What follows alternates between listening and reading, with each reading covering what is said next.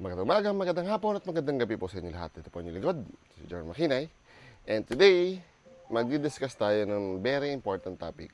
Another public safety announcement and reminder sa ating mga Gel Blaster players out there. Kukwento ko lang kayo konti. Yesterday, naglaro po kami sa isa sa mga pinakasikat na airsoft game sites dito sa Manila, and that is airsoft na pangalan ito?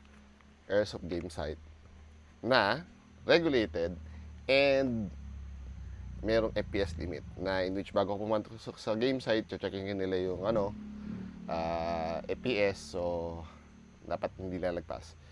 Pero kung pistol ka, absuelto ka na kasi generally hindi naman nataas ng umaabot yan ng 400 unless specialized pistols o kaya HPA, around 300 something lang. So alam mo yung pinasok mo. Kahapon, nung naglaro ako, siyempre alam mo na ako, pasugod-sugod, paingots-engots. So marami akong tama. Which, ito, ayan, hindi, iba pala to. So, ito, yan, mga tama ako yan. Yan is understandable. Kasi, ang hawa ko kasi ganun eh. So, pangsangga. Kaya ito, ayan o. Ganyan ang ano ko eh. So, dyan ako tatamaan. Kaya sa mukha, so far wala eh. Hindi kita dito yung sa noo. Understandable yon. So, alam kung masasaktan ako doon. Pero, okay lang. It's part of the game. Then, kanina is sa Gel Blasters. Dito yung ganito. Na alam mong maganda, magaang, ito mabigat to, at higit sa lahat, safe. So, pag ako naglalaro ng Gel Blaster, sugod ako ng sugod. Okay? Kasi kung tamaan man ako, okay lang. So, I'm more on risk-taking pag sa Gel Blaster. Kasi alam ko naman, hindi naman masakit eh. At worst, papasalang, mamumula lang yun ng konti, then later part, okay na. Actually, this is the first time na nangyari sa akin to. At hindi lang sa akin, you'll see, later part. How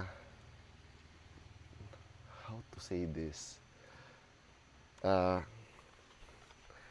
Nung naglalaro kami, as usual, sugod, nung tumama sa akin yung unit, gulat ako. Alam ko masakit eh, pero nagulat ako.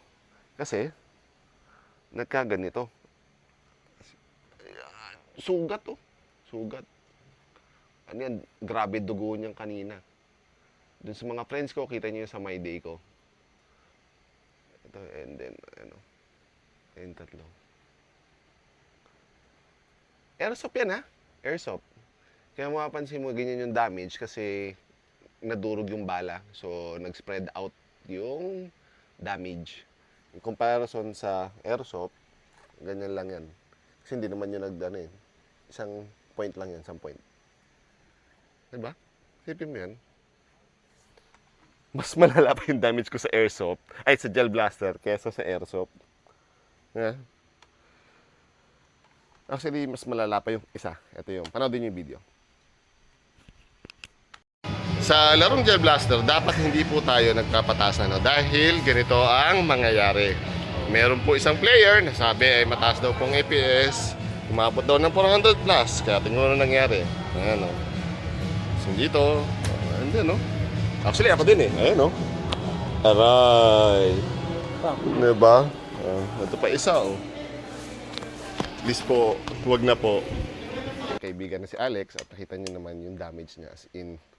Para sa naging si Obito ba yun, nakalimutan ko sa Naruto yung kalaban na sobrang daming mata sa kamay, sa dami ng sugat. At hindi ko na mapakita yung video, masyado ng harsh eh, na sinugod siya, nakatago siya sa palete eh. Tapos dinukot, ganun yan, nawakan, niratrat. At base doon sa video, more than 1 second, parang saka bumitaw. So, siyempre, may sanggan yung kamay niya, yun yung naratrat. Then later part na since talagang dugun-dugo eh, kita niyo naman sa video, di ba? Dugun-dugo. Kinorono namin. And turns out, 400 plus. Around 480 daw. Yun ang kwento sa akin.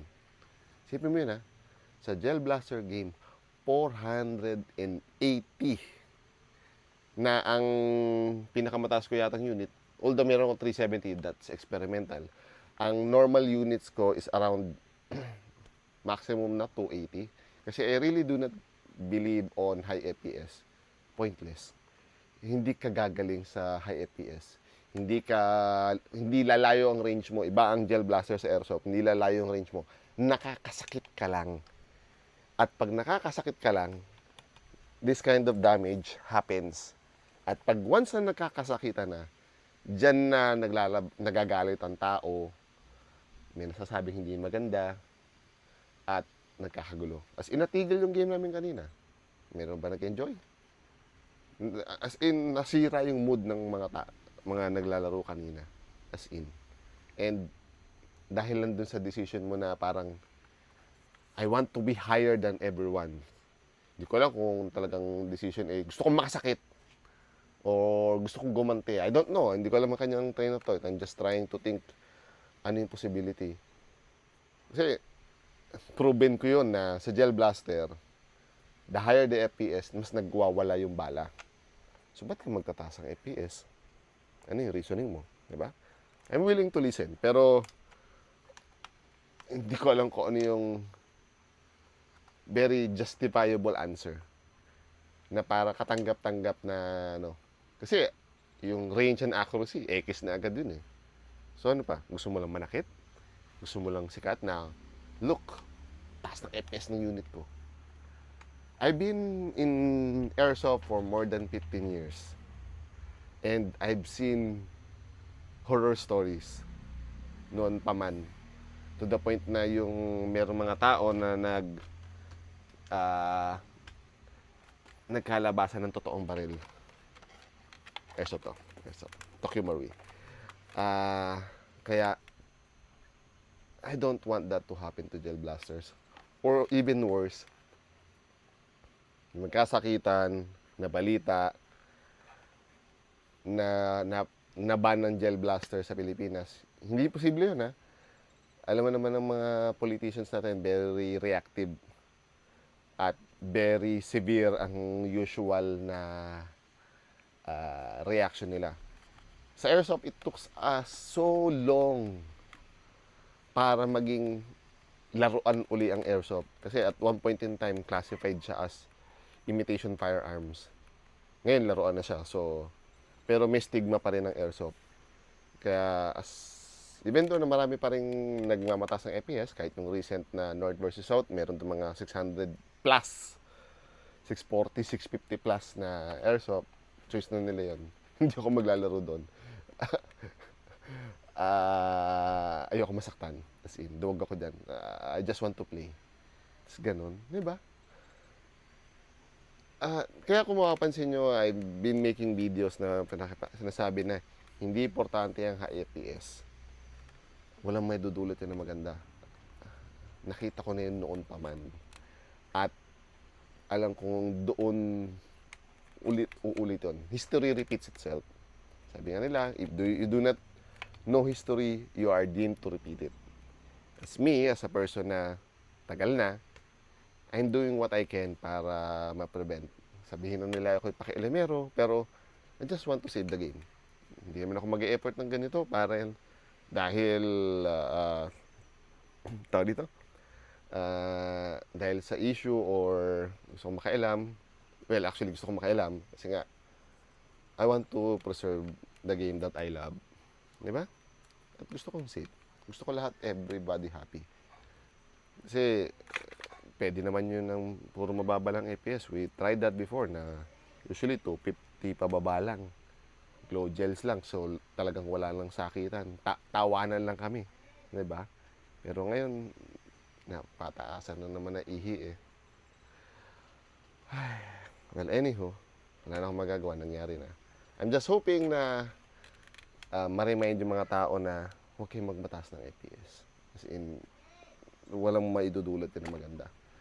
Magkakasakitan lang, magkakaaway lang, mababadtrip lang lahat ng tao. Ano lang, low FPFs lang. Pinakamatigas kong bala is 60N, yung puti.